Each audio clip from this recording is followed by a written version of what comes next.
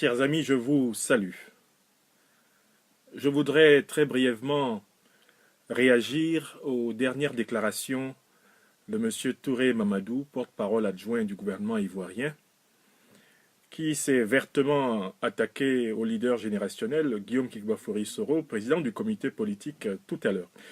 Je vous donne d'abord lecture de l'extrait des propos de M. Touré Mamadou, tels qu'ils sont rapportés par la source, le site afriquematin.net, ce lundi 11 mars 2019.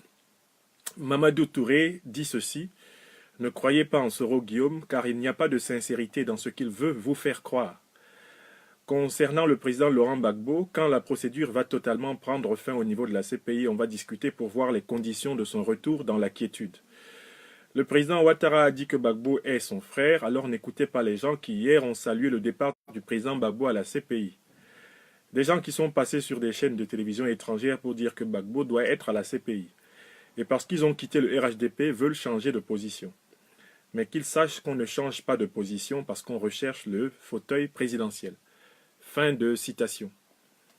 Ces propos du sieur Touré Mamadou, rapportés aujourd'hui par le site afriquematin.net, appellent quelques réactions. D'autant plus que dans ces propos, il y a au moins 5 contre-vérités, 5 mensonges flagrants que je voudrais vigoureusement dénoncer. D'abord, premier mensonge. Ne croyez pas en Guillaume Soro car il n'y a pas de sincérité dans ce qu'il veut vous faire croire. Monsieur Touré Mamadou, Guillaume Kigbafori-Soro est connu sur la place politique de Côte d'Ivoire pour être l'homme qui dit ce qu'il fait et qui fait ce qu'il dit. Il a eu le courage d'assumer au cœur des années 95 la participation de la jeunesse ivoirienne à la revendication du multipartisme en Côte d'Ivoire. Et quand un certain Dibonnan Koné, ministre de la Sécurité, sous le PDCI-RDA du président Bédié, prétendait rechercher Guillaume Soro a publiquement dit, devant toute la Côte d'Ivoire, « Moi aussi, je le cherche ». Guillaume Soro est connu pour assumer ses positions. Lorsqu'en 2002, il faut savoir qui c'est qui assume la responsabilité de la résistance patriotique et tragique du mouvement patriotique de Côte d'Ivoire, il n'y a pas beaucoup d'hommes qui soient capables de porter la main sur leur poitrine pour assumer l'acte qu'ils ont posé avec toutes les conséquences et les responsabilités que cela engage. Guillaume Soro est connu pour être un homme qui assume ce qu'il fait et qui dit ce qu'il fait. Lorsque, en 2007, Guillaume Soro est convaincu que le dialogue direct avec Laurent Gbagbo est la solution, il va au dialogue direct et signe les accords de Ouagadougou de mars 2007, alors même que le RDR, les extrémistes du RDR l'accusent déjà de trahison. Il va jusqu'au bout de son engagement en dotant les Ivoiriens de millions de pièces d'identité et en mettant fin à la crise identitaire, administrative et officielle de l'ivoirité, lorsqu'il va, en réalité, réussir les audiences foraines. Malgré sa vie qui est mise à prix le 29 juin 2017 sur le tarmac de Bouaké, il file tout droit et c'est le Premier ministre qui va organiser les premières véritables élections démocratiques multipartites de l'histoire de toute la Côte d'Ivoire. Les élections présidentielles de 2010. Ce Guillaume Soro a le courage d'aller en début décembre chez le président Laurent Gbagbo, dans sa résidence, pour lui dire « Monsieur le Président, le deuxième tour de l'élection présidentielle ne vous est pas favorable. Humblement, je vous demande de bien vouloir reconnaître votre défaite pour sauver la Côte d'Ivoire d'un conflit fratricide. » Vous, Touré Mamadou, êtes loin d'être mieux placé que Guillaume Soro pour avoir le courage de dire ce qu'on pense, y compris au risque de ses jours. Guillaume Soro, c'est l'homme qui a aussi le courage, à partir du commencement du deuxième mandat du président Alassane Ouattara, d'appeler à l'accélération du processus du pardon et de la réconciliation. C'est lui qui est le premier, dans tout le camp de ce qu'on a appelé le RDR, et plus tard le RHDP, l'Alliance qui a pris le pouvoir en 2010, c'est lui qui a le premier le courage de demander la libération de tous les prisonniers politiques pro-Gbagbo. Guillaume Soro était encore vice-président du RDR. Guillaume Soro était encore dans le processus du parti unifié du RHDP, quand il a demandé, à partir de 2016, la libération de tous les prisonniers politiques pro-Gbagbo qui avaient été ses adversaires et même ses ennemis dans la bataille fratricide de 2011. Tout le monde a rué contre Guillaume Soro quand il disait cette vérité. Guillaume Soro est aussi celui qui a eu le courage de dire au président Alassane Ouattara « Monsieur le Président, la manière dont vous êtes en train de conduire le processus politique de formation du parti unifié est une manière qui va diviser la Côte d'Ivoire, parce que vous êtes en train de transformer le PDC-RDA, non pas en allié et en partenaire, mais en ennemi et en rival. Et dans ces conditions, il ne peut pas y avoir d'oufouettisme sérieux en Côte d'Ivoire sans le PDC-RDA. Le parti unifié est mort-né si vous n'êtes pas capable de faire preuve de patience, de dialogue avec le président Bédier et avec la grande famille du PDC-RDA qui a contribué à votre élection en 2010 et qui a contribué à votre élection en 2015 par l'appel de Daoukro. Donc Guillaume Soro a toujours été cet homme politique ivoirien qui a le courage de dire aux Ivoiriens, tout comme aux hommes d'État de Côte d'Ivoire, ce qu'il considère comme étant la vérité, sa vérité, y compris quand il est en situation de minorité stratégique, ou même y compris au risque de sa propre vie.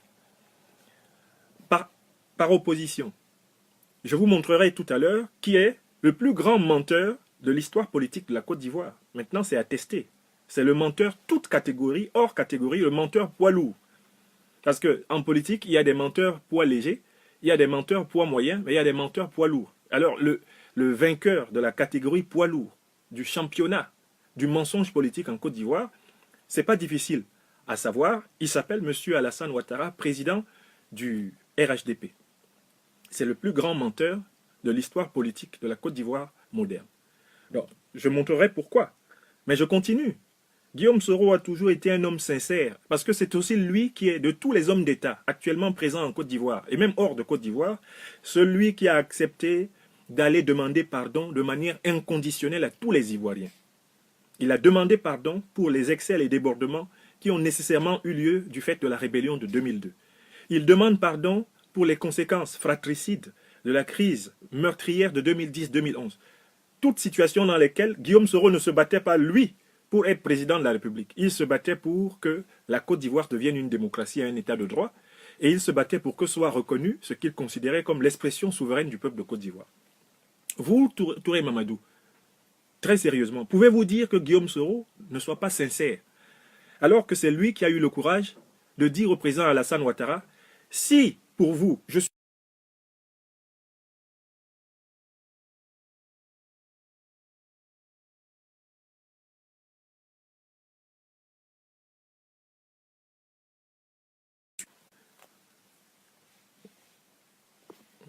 Oui, on reprend bien, très bien. Faites le maximum de likes hein, si vous souhaitez que notre petit point de réflexion continue, parce que les cyberactivistes de M. Touré Mamadou ont commencé à signaler notre vidéo pour empêcher la suite. Je dis donc que Guillaume Kigbafori Soro est connu pour sa sincérité et sa franchise en Côte d'Ivoire, car c'est bien lui qui a accepté de sacrifier son poste de président de l'Assemblée nationale au lieu d'appartenir dans des conditions mensongères, fallacieuses et manipulées à un RHDP qui est en fait un parti minoritaire et qui veut inventer une majorité politique artificielle par la violence, le mensonge et la ruse. Guillaume Soro a publiquement dit au président Alassane Ouattara, puisque vous me forcez à appartenir de toutes les façons possibles à un parti dont je ne partage ni l'esprit, ni l'idéologie, ni la logique, eh bien, il s'ensuit que je vous rends votre tabouret de président de l'Assemblée nationale et je poursuis mon destin national au service et à l'écoute du peuple de Côte d'Ivoire. Donc, vraiment, tout le parcours politique de Guillaume Soro que je viens de résumer plaide pour le fait qu'il a toujours eu le courage de dire ce qu'il pense et de penser ce qu'il dit et d'assumer ce qu'il dit. On a pris notre frère, Kone Kamaraté Souleymane, Soul to Soul, en otage le 9 octobre 2017, pour forcer Guillaume Soro à entrer dans la logique du parti totalitaire et minoritaire du RHDP, qui vient de truquer une fois de plus, après l'élection du 13-14 octobre passé, l'élection à la présidence de l'Assemblée nationale en plaçant le PAC, le président d'Assemblée clanique, Amadou Soumaro, à la tête d'une institution complètement émaciée, une institution anémiée, divisée, foulée par terre, transformée en une case où, à la limite, on pourrait dès l'entrée distribuer avec force à boire du dolo ou je ne sais, du tchapalo, parce qu'il n'y aurait vraiment pas autre chose à faire dans une Assemblée nationale réduite comme peau de chagrin par cette élection misérable. Donc, mais soyons sérieux, Guillaume Kigbafori Soro, c'est l'homme qui est connu en Côte d'Ivoire pour avoir le courage de dire ce qu'il pense, même quand on pense qu'il est dos au mur, et de penser ce qu'il dit. Son dernier acte en date, la démission du 8 février 2019, est un acte de courage. Bon, en face, est-ce que M. Alassane Ouattara est sincère? Maintenant, je vais reprendre le parcours de M. Alassane Ouattara en sens inverse. C'est l'homme politique ivoirien qui est le plus connu pour dire le contraire de ce qu'il fait et faire le contraire de ce qu'il dit. En son temps, on disait que le président Laurent Gbagbo était un boulanger. Et je crois avoir vu le président Laurent Gbagbo, d'ailleurs, lors d'une interview avec M. Denisot en décembre 2010, se réjouir de cela en disant que ça faisait de lui quelqu'un de très intelligent. Mais aujourd'hui, on peut dire que si le président Laurent Gbagbo, par sa ruse connue, était un boulanger, ben, le président Alassane Ouattara, lui, c'est le farinier. On peut même dire que c'est le propriétaire de champs de blé. C'est lui qui vend la farine avec laquelle on fait de la boulangerie.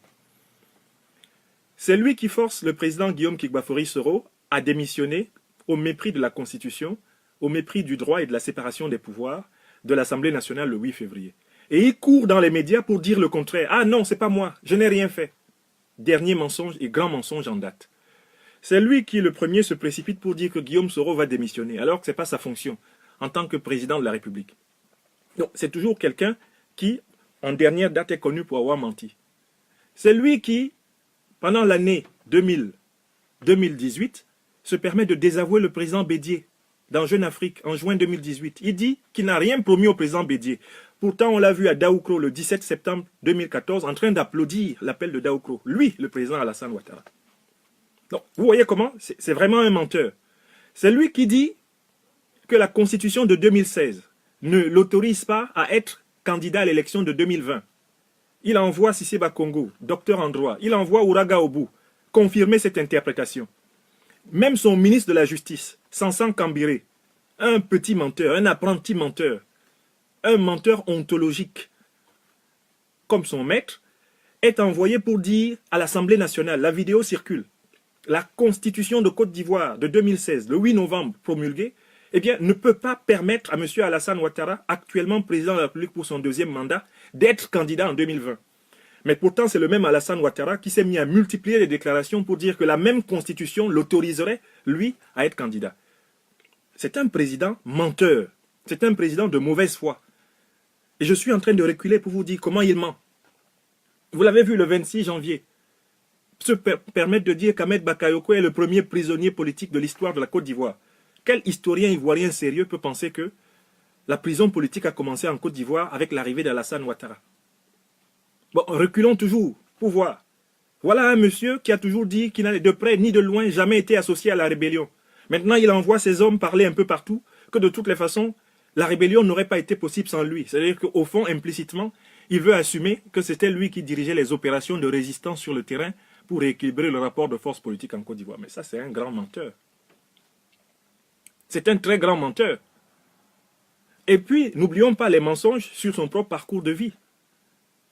Le président Alassane Ouattara est-il l'homme politique sincère? Donc, M. Touré Mamadou peut nous dire que c'est un modèle qu'on peut opposer à notre leader, Guillaume Kigbafori Soro? Moi, je suis Camerounais de naissance. Ma première nationalité, c'est camerounaise. Ma seconde nationalité d'adoption, c'est ivoirienne. La troisième, c'est française. Voilà mon parcours de vie. Le président Alassane Ouattara, que vous voyez, a été incapable de reconnaître qu'à un moment donné de sa vie, lui qui est ivoirien, était voltaïque. Il a été incapable de reconnaître ça, cette vérité élémentaire, qui fait que quand vous êtes un homme politique, vous devez assumer votre histoire. Vous ne devez pas renier votre histoire. Vous osez dire que Guillaume Soro n'est pas sincère dans ce qu'il dit. Guillaume Soro qui a été capable de risquer sa vie plus de 10 fois en Côte d'Ivoire pour ses idées. Vous connaissez combien d'hommes qui peuvent risquer leur vie plus de 10 fois pour un mensonge? Vous en connaissez combien dans votre vie? Votre leader n'a-t-il pas fui à Mougins après avoir grimpé une barrière en 2002 à Abidjan pour se réfugier dans une ambassade? A-t-il déjà été capable de risquer sa vie autant de fois que Guillaume Kigbafori Soro? Mais pourquoi M. Ouattara est-il allé se cacher à l'hôtel du Golfe en 2010 quand ça chauffait? Mais parce que Guillaume Soro était là-bas avec les forces nouvelles pour le protéger. Donc soyons sérieux. Le plus grand menteur contemporain de l'histoire de Côte d'Ivoire, malheureusement, c'est le président Alassane Ouattara. Et la preuve, c'est que ce président est celui qui a passé les alliances avec tout le monde en Côte d'Ivoire. Et toutes ces alliances ont fini par une tromperie. Il a fait le Front républicain en 1995 avec Laurent Gbagbo. C'est mal fini. Il est entré au gouvernement du CNSP en 2000 avec Robert Guéhi. C'est mal fini.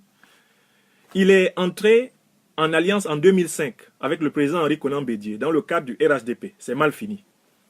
Il est entré en alliance avec les forces nouvelles de Guillaume Soro à partir de 2010 en montant officiellement. C'est mal fini. Donc, quand vous avez affaire à quelqu'un qui systématiquement trompe, ruse, intimide, menace, élimine ses alliés, vous ne pouvez pas venir en tant que son porte-parole, oser vous attaquer à l'homme véridique et courageux qu'est Guillaume Kigbafori Soro. Vous ne pouvez pas, M. Touré Mamadou. Donc, première fausseté. Vous dites que Guillaume Soro veut, à propos du président Laurent Gbagbo, que Guillaume Soro serait des hypocrites qui ont voulu que Laurent Gbagbo aille à La Haye et qui aujourd'hui font semblant de vouloir qu'il rentre en Côte d'Ivoire. Mais là aussi, vous êtes un menteur.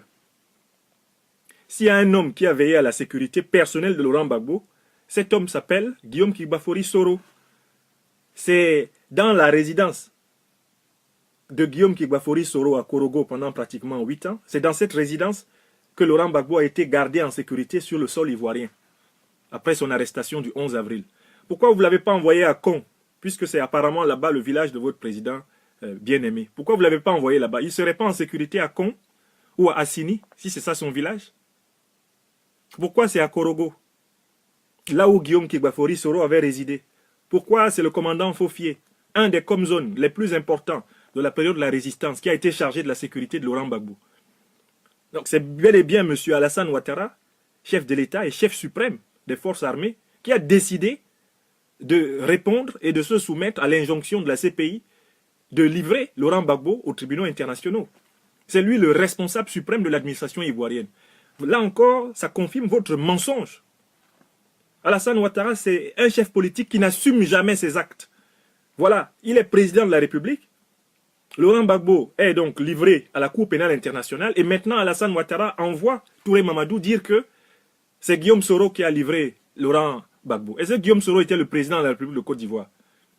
Le sens de la responsabilité veut que Alassane Dramane Ouattara assume jusqu'au bout de sa vie le fait d'avoir envoyé des Ivoiriens à la CPI. Ce n'est pas Guillaume Kigbafori Soro qui était président de la République en 2011 et ce n'est pas lui qui est président de la République aujourd'hui.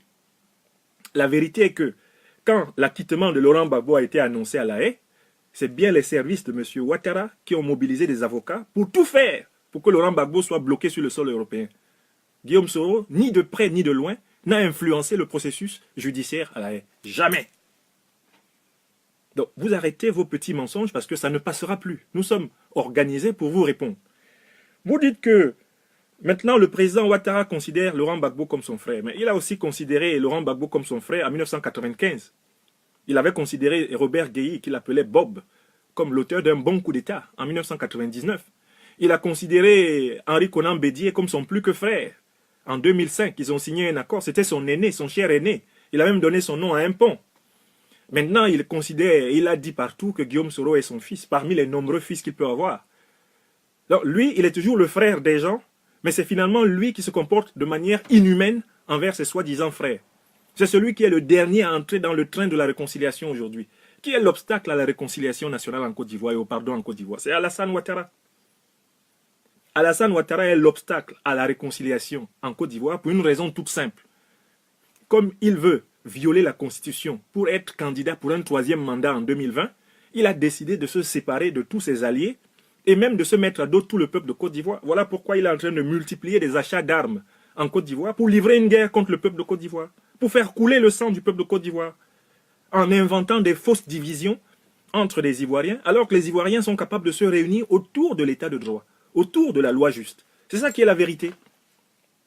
Tout ce qu'Alassane Ouattara est en train de faire aujourd'hui, même les déclarations d'un Touré Mamadou, les déclarations de ses porte-paroles, de ses ministres, ses propres déclarations, n'ont pour but que de préparer son projet de violer la Constitution de Côte d'Ivoire en 2020, en prétendant que lui peut être candidat, alors que les articles 55 et 183 de la Constitution empêchent celui qui a déjà fait 2 mandats d'être à nouveau candidat dans ce pays. Et c'est lui-même qui le disait sur Al Jazeera. « In any case, I will run for that election ». Donc, vous devez bien comprendre que c'est parce qu'Alassane Ouattara a instauré, consacré, élevé le mensonge au rang de science suprême de la politique en Côte d'Ivoire que la Côte d'Ivoire est aujourd'hui dans l'angoisse, l'inquiétude, le doute. Ce n'est pas moi, et ce n'est surtout pas mon leader Guillaume Soro qui voulons brûler la Côte d'Ivoire aujourd'hui. Ce que nous souhaitons pour la Côte d'Ivoire, c'est que dans la paix, dans l'entente, dans le consensus, dans la transparence, mais l'élection de 2020 soit organisée et que la loi soit respectée. Si la loi est respectée, Alassane Ouattara n'est pas candidat à cette élection. Et si Alassane Ouattara n'est pas candidat à cette élection, vous allez voir comment la Côte d'Ivoire va s'apaiser tout de suite.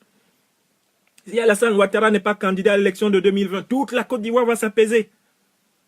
Pourquoi? Parce que s'il est candidat en 2020, c'est pour continuer la confiscation, la capture financière de l'État de Côte d'Ivoire qu'il a engagé, notamment dans son deuxième mandat, avec son clan. Et c'est ce que les Ivoiriens, même du RDR, n'acceptent plus. Parce qu'ils ont bien vu que dans ce pays, on fait travailler l'argent, mais on ne fait pas travailler les gens. Les Ivoiriens l'ont bien vu. Touré Mamadou dit quoi là? Il continue en disant, des gens sont passés sur les chaînes étrangères pour dire que Gbagbo doit être à la CPI. Oui, il fut un temps où, au plus chaud du conflit de 2010-2011, les positions de ceux qui considéraient que le président Alassane Ouattara est le gagnant du deuxième tour, ces positions consistaient à dire, puisqu'on ne peut pas juger Laurent Gbagbo en Côte d'Ivoire, autant le confier à la justice internationale. Moi, je fais partie de ceux qui ont soutenu à l'époque que la justice internationale était mieux placée pour juger Gbagbo, parce que je ne croyais pas en la justice ivoirienne telle qu'elle était dans cet état de délabrement. Et parce que, justement, je ne voulais pas participer à une justice qui serait une justice des vainqueurs à Abidjan. Contre Laurent Gbagbo, il fallait qu'il y ait un tribunal relativement équitable qui puisse permettre d'établir les faits. Aujourd'hui, Laurent Gbagbo est acquitté. Quels sont les premiers à avoir pris acte de ce fait et soutenu qu'il doit rentrer dans son pays? Le premier, c'est Guillaume Kigbafori Soro. De tous les hommes d'État de Côte d'Ivoire, le premier à avoir dit, maintenant je pense, et avant même que le jugement d'acquittement ne soit délivré, Guillaume Soro avait déjà donné sa position. D'abord pour la libération de tous nos frères et sœurs qui étaient en prison en Côte d'Ivoire depuis la guerre post-électorale de 2011. Mais Guillaume Soro est le premier homme d'État à demander le retour de Gbagbo dans son pays, en Côte d'Ivoire, chez lui, à Mama, à Abidjan, et le retour de Charles Blé Goudé. Un jour, vous saurez tous les efforts que Guillaume Soro a fait pour éviter l'extradition de Laurent Gbagbo et plus tard l'extradition de Charles Blé Goudé. Donc, et vous comprendrez à quel point il y a de la lâcheté dans l'esprit de ce clan aujourd'hui au pouvoir en Côte d'Ivoire. Donc, Guillaume Soro ne change pas de position parce qu'il veut aller sur le fauteuil présidentiel.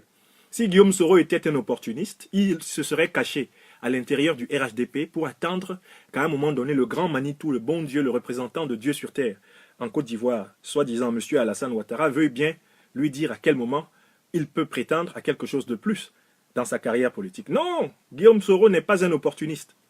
Quand il pense non, il te dit non. Quand il pense oui, il te dit oui. Mais attention, il ne te dit pas non quand tu le veux. Mais quand lui, il veut, te dit non. Et il ne te dit pas oui quand tu le veux, il te dit oui quand lui, il veut te dire non. Ça s'appelle un homme qui a le courage, la justice et la vérité chevillée au corps.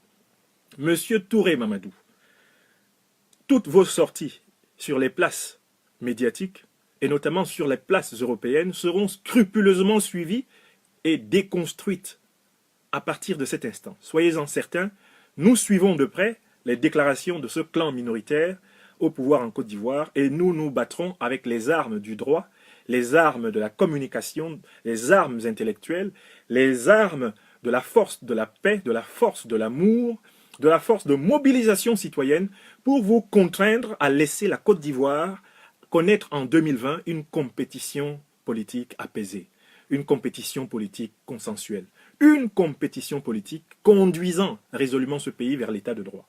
Chers amis, je vous salue et je vous souhaite un bon début de semaine. Si ce point de réponse aux dernières élucubrations du sieur Touré Mamadou, si ce point vous a particulièrement intéressé, je vous remercie de bien vouloir le partager sur tous vos réseaux afin que l'infect mensonge ne prospère point. Professeur Franklin Nyamsiwa Cameroun, conseiller spécial du président Guillaume Kigbafori Soro. Bonne journée à tous. Au revoir. Au revoir.